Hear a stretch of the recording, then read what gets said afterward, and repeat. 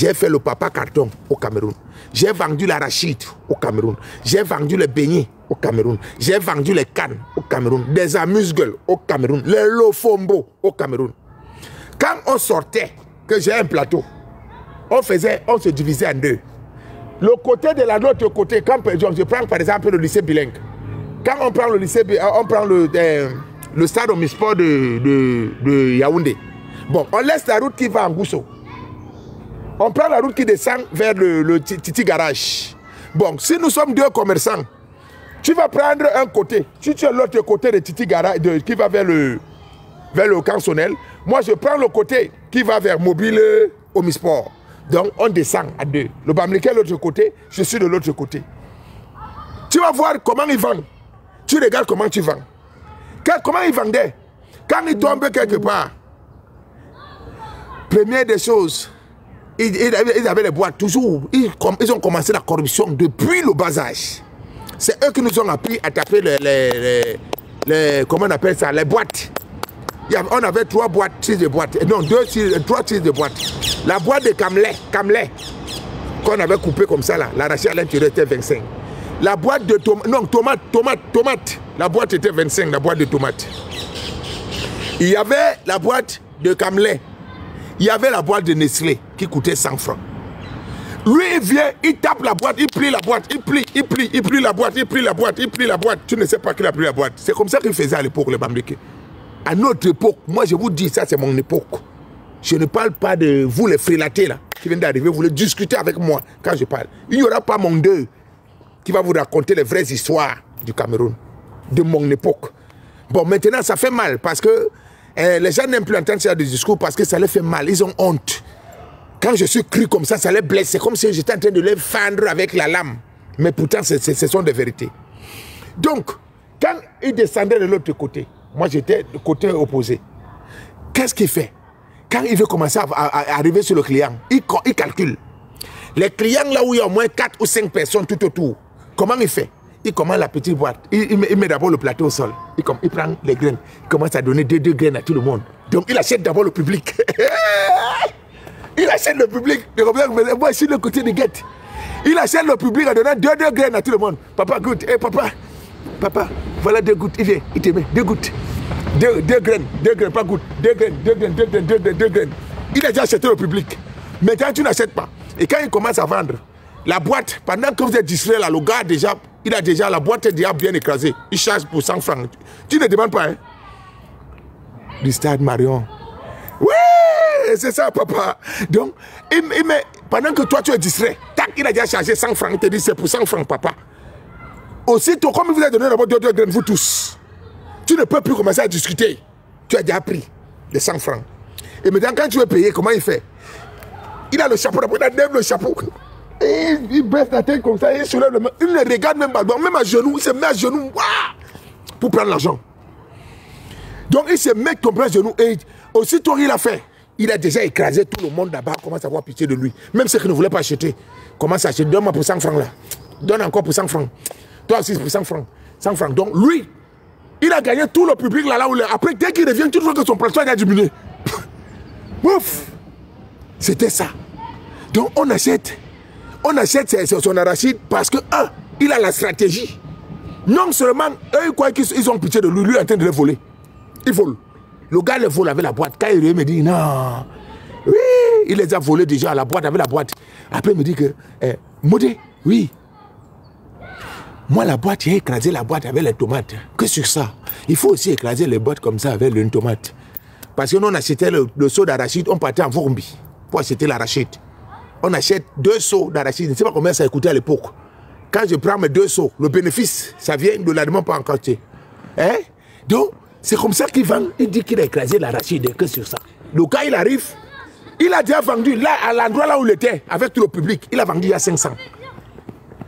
500, on continue. Et toujours, en fait, là, avec son machin là, il enlève le chapeau. Donc il a le chapeau, hein, pour prendre l'argent, il enlève le chapeau, il se met à genoux et il met le main comme ça là. Papa, merci papa, papa. Donc quand il te donne, même s'il manque, il faut rembourser 25. Tu as pitié, pars avec. Merci le père, merci papa, que sur ça. Merci papa. il s'en va. Lui, le gars ne fait que faire des bénéfices avec le vol. Hein? Et il mélange même. Il y a les enfants derrière vous là. Attention, les enfants, ne restez pas derrière. Hein? Ah, c'est en live? Oui. Donc, tu trouves le mec, vous êtes ensemble, lui, il est dans le vol. Mais toi, tu as pitié de lui. Hein? Mais il est dans le vol. Donc, ne vous comparez pas à ces enfants bamdéqués. Nous n'avons pas été éduqués de la même manière. Ils ont commencé le vol très tôt. Très tôt, ils ont commencé à voler. Très tôt, ils ont commencé à voler. Donc, je vous entends, il faut les ressembler. Ressembler comment? Moi, je ne peux pas ressembler à un voleur. Ils ont commencé à voler très tôt. Moi, j'ai commencé à chercher l'argent. Honnêtement. Honnêtement. Hein? Ils volent partout. Partout, ils volent. Donc, c'était comme ça qu'ils vivaient. Et maintenant, on finit de vendre. On arrive à la maison. Lui et moi, au quartier, on habitait au Romisport. Donc, et quand on arrive au quartier, on commence. À l'époque, nous, on jouait les têtes tombes. Les têtes tombes. Donc, quand j'étais, tu as monté, tu joues dans tes goals, tu joues, arrivé à la bas, tu mets dedans, bam. C'est comme ça, là, on apprenait les techniques individuelles. À l'époque, nous, les jeunes enfants, notre technique du jeu était les dents, des petits goals, et tout, et tout. Donc, pendant qu'on est en train de jouer là, j'ai déjà contrôlé à la maison à quelle heure la nourriture va cuire à la maison. Lui aussi, on était les voisins. Il a déjà contrôlé à quelle heure sa nourriture va cuire. Après, quand ma mère préparait toujours en première position avant leur maman. Parce que eux, ils partaient au marché pour ramasser les plantains. Vous voyez? Donc leur maman calcule l'heure où on va fermer le marché vers 16h, 17h pour aller au marché pour ramasser le reste d'huile qui est resté dans le fût. C'est comme ça, il ramasse le reste d'huile qu'on a laissé parce qu'à l'époque, l'huile était là, le fût était là. Même si tu n'as pas l'argent, tu pars au marché, que ce soit le marché de la Cité Civique, que ce soit Vormbi, que ce soit Mokolo, que ce soit tous les marchés, tu trouvais le fût là. Tu trouvais le reste des bananes qu'on n'a pas vendues, c'est là. C'est ça, leurs parents, eux, vont ramasser. Donc, nous, il a mangé ma nourriture. Quand son tour arrive qu'il faut aller manger pour lui, son petit frère vient, il dit que maman a dit que viens, on te tape. Maman dit que viens, on te tape. Il s'en va à la maison. Il s'en va à la maison pour faire quoi? C'est pour manger. Quand il mange, il revient doucement. Il continue à jouer avec moi. Il joue. Après, il dit que, mais à quelle heure vous allez manger? Il ne répond pas. On continue à jouer. Mais on va manger à quelle heure chez vous? Lui, il a mangé ma nourriture. Hein? Il a mangé ma nourriture. Mais maintenant, son tour, son petit frère est venu dire que maman a dit qu'on va le taper. On va le taper. Il est parti, il a mangé. Il est revenu jouer avec moi. Il est revenu jouer avec... Vous ne savez pas à qui vous avez affaire. Si vous saviez ce que Dieu sait, c'est que vous n'allez pas vous amuser comme ça. Donc, maman a dit que viens, on va me taper. Il revient, il a mangé, il revient rester avec moi. Il a bien essuyé la bouche. Et c'est leurs parents qui les apprennent ça à la maison. Hein. C'est leurs parents qui les apprennent à le faire. Il vient, il reste là, il joue avec moi, Après, il dit que, mais c'est comment on va manger quoi? Allons manger chez vous. Il dit que maman a dit qu'il ne va plus manger aujourd'hui parce qu'il a été têtu. Le gars, il a mangé ma nourriture. Il a mangé pour lui. Il m'a bouffé babou. J'ai perdu. J'ai perdu. Donc, quand je vous parle ici, vous prenez ça à la légère. Vous n'êtes pas plus wise que ces gens. Vos parents ne vous ont pas appris l'escroquerie. À jongler comme ça, non. Non. N'oubliez pas de vous abonner. Attendez. De vous abonner à ma page pour des perruques. On t'a dit que c'est sur la publicité. Je vais te muter. N'oubliez pas de vous abonner sur ma page sur la perruque. Tu as payé combien ici pour venir faire la promotion de tes perruques ici? Hein? N'oubliez pas de vous abonner sur ma page pour les perruques. Langue Windi. Donc on t'a dit que c'est la cour de roi pété aussi. Tu vas venir, tu trouves un joli garçon qui est là. Tu viens faire la publicité des perruques. Et tu rentres chez toi comme ça en Gangong. Tu joues les stockers. Et je suis sûr que tu es Bamleki. C'est vous qui faites des choses comme ça. Tu ne peux pas demander que mon frère, s'il te plaît, je peux venir faire la publicité chez toi. Hein? Ici, il y avait, comment on l'appelle, Zé la Panthère venait ici là, chaque fois. Zé la Panthère venait ici. Faire mon grand frère Maud, je vais venir monter, faire la publicité. J'ai dit monter, j'ai dit pause publicitaire, Zé la Panthère veut s'exprimer. Elle monte, elle parle de... Il y a des coquilles, il y a les livres de Enomé, il y a des livres de Enomé, elle fait... Il y a coquilles, il y a ceci, ici, elle payait ça ici, et elle gagnait des contacts. Elle disait merci au moins, même si elle n'a rien payé. Elle n'a rien donné ici. Moi, j'ai deux comme ça. Je n'attends rien en retour. Elle venait ici, il y a plusieurs personnes qui venaient faire les publicités ici. Mais toi, tu restes en bas, commence à écrire qu'il y a des perruques. Donc, je dis que vous ne savez pas à qui vous avez affaire. Mais vous ne savez pas à qui vous avez affaire. Au Cameroun, nous connaissons en détail. N'écoutez pas les maillottements communs.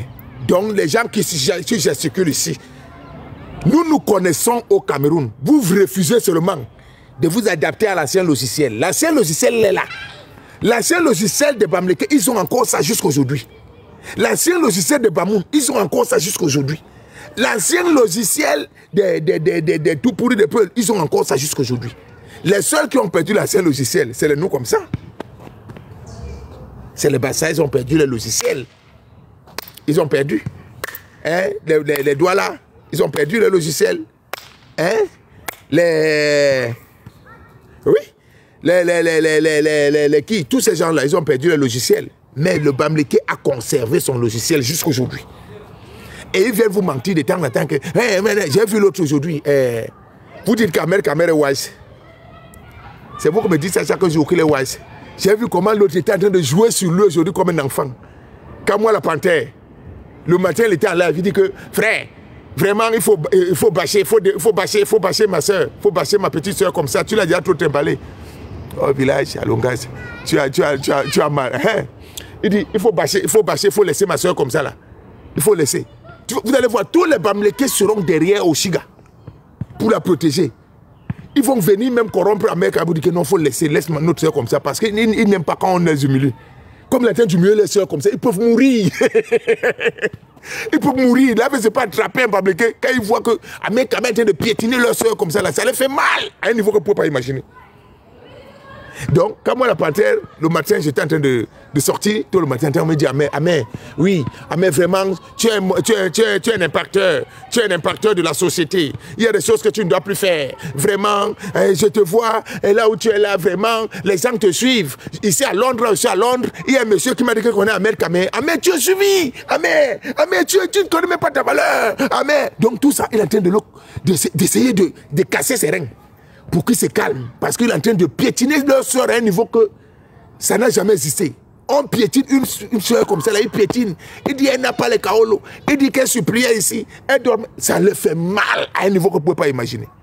Directement, on est obligé d'envoyer les Kamoa la panthère est venue au secours de sa soeur. Et il dit à Ahmed Kamé que quoi? Ahmed, viens nous retrouver dans la révolution pour venir enlever ce régime dictatorial là. Parce que quoi? Tu as vu, tu es parti dans ce régime-là. Au Cameroun, tu as vu ce qu'on t'a fait. Ahmed dit, ouais, hé, papa. Ahmed dit, hé, papa. J'ai dit que, regardez le bête, comment on est en train de... Regarde. Tu sens comment il m'armait Ahmed. À Mondio Vision, tout le monde voit comment, quand moi la panthère est en train de désarmer Ahmed en public. Et le gars fait ce tête comme ça, là. Ahmed, elle avait son équipement jaune, orange, là. Il partait au chantier. Il dit, ouais, le gouvernement là n'a pas pitié de quelqu'un. Le gouvernement là, il a dit, ouais, le gouvernement n'a pas pitié de quelqu'un. Hein? Tu vois que... il dit, hein? Je suis allé là-bas. Ils m'ont fait chou. Je suis revenu. Les papas là n'ont pitié de personne. C'est lui qui dit ça. Ahmed Kamé. Kamal dit, ouais, moi je peux... Il dit que... Kamal dit, j'ai envie de partir au pays. Le pays me manque. Kamal dit, le pays me manque. Le pays me manque tellement.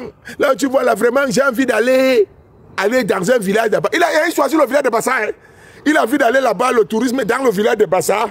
Il choisit le village de Bassa qui va emmener les gens là-bas pour le tourisme et tout et tout. J'ai envie d'aider là-bas, mais le Cameroun, ça me manque. Je sais que si je pars là-bas, ça va chauffer. Après, Ahmed dit que non, toi tu es même mieux. Je suis sûr que moi, si je pars là-bas, ils vont me killer, ils vont me t'aimer une fois, ils vont m'arrêter. Ah ouais. Après, il dit que non, Kamé dit que moi je suis mieux. Kamé dit que, Kamé la panthère dit que lui, il est mieux qu'Ahmed Kamé. Parce que lui, au moins, lui, il a fait ambassade et tout et tout. Mais Ahmed Kamé a poussé. Il dit que oui, c'est toi qui as cherché. C'est moi qui lui dis ça. C'est toi qui avais cherché. Donc, ils sont en train de... Donc, les chiens se moquent des fesses. Hein? Hein? Il commence à dire, il dit que, hey, regardez nos frères. Regardez Ahmed. Ahmed ne comprend pas. Il ne comprend rien. Hein? Hein? Après, il dit, hein, moi, je peux rentrer au Cameroun, mais toi, tu es encore plus en danger que moi. Mais, effectivement, Kamwa la panthère est mieux qu'Amer Kamer. Il a raison. Kamwa la panthère a la couverture. Amer n'a aucune couverture. Je suis resté réfléchir. Kamwa la panthère a la couverture. Kamwa la panthère est dans le système. Déjà dans le système. Il a quelqu'un qui peut assurer sa sécurité dans le système. Amer a qui? Rien. Est-ce que vous voyez le truc? Et je reprends la partie là. Moi, quand je fais les analyses, prenez votre temps. Vous avez suivi Ketia Koutès dire à Kamwa Panthère, venez à la maison, on est là, on va vous aider, venez. Vous avez suivi, non? Voilà. Kamwa la Panthère est mieux qu'Amer Kamer. Amer Kamer n'a pas la même protection que Kamwa la Panthère. Amer Kamer n'a rien. Laissez-lui quand même vous dire que non. Il y a tel ministre qui est venu, il m'avait donné 11 millions. L'autre m'a donné, tout ça c'est le black. C'est le resinging sort, ma condensation. Mbong lep. Mbong lep, le mbong. C'est un manioc qui a passé nuit. On a découpé petit, on a mis dans l'eau. On appelle ce nom mbong lep. Les doigts l'appellent ça ma somme. C'est ça là qu'il est. Donc lui, il n'est rien du tout. Mais quand moi la panthère, là où il est là, ne soyez pas surpris de le voir un jour au Cameroun en train de gérer même les vrais dossiers. Si vous manque, capture d'écran, gardez. Oui, gardez. Makwamba. Makwamba. C'est comme ça que les doigts l'appellent ça Makwamba. Donc, gardez, on va en reparler plus tard.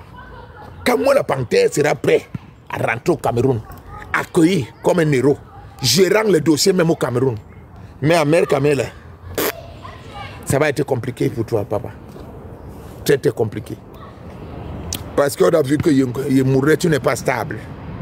La mafia, quand tu entres dans la mafia, il faut subir. C'est comme ça que ça s'est passé à la Feka Foot de Iya Mohamed.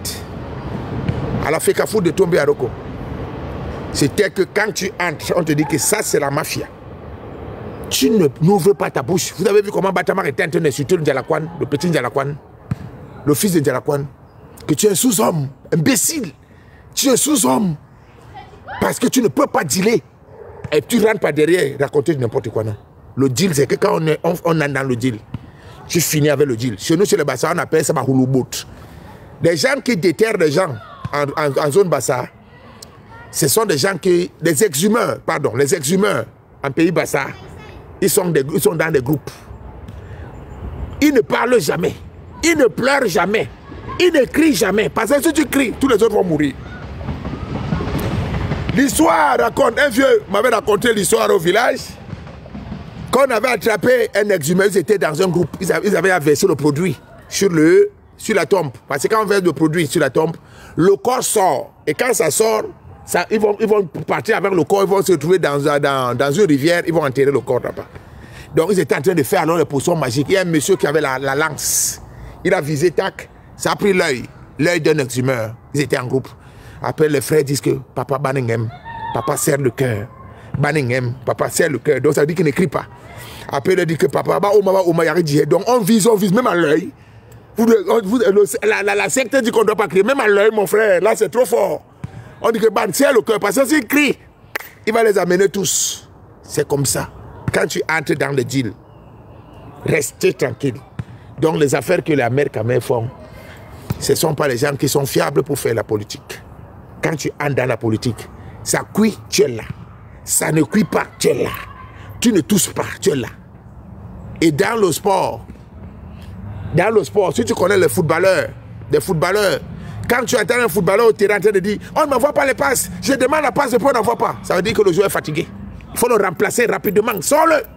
Parce que le match doit dépasser. Parce que quand tu es consacré dans ton match, tu ne cries pas qu'on ne me donne pas la passe. On ne me fait pas la passe. C'est pour ça que dans le foot, vous n'avez jamais entendu Iya Mohamed ouvrir sa bouche. Qui connaît la voix de Iya Mohamed parmi vous? Personne. Je suis convaincu là, que si je mets la vidéo de Iya Mohamed, dit que c'est qui? Si vous ne pouvez pas savoir que c'est Iya Mohamed. Qui connaît sa voix? Personne.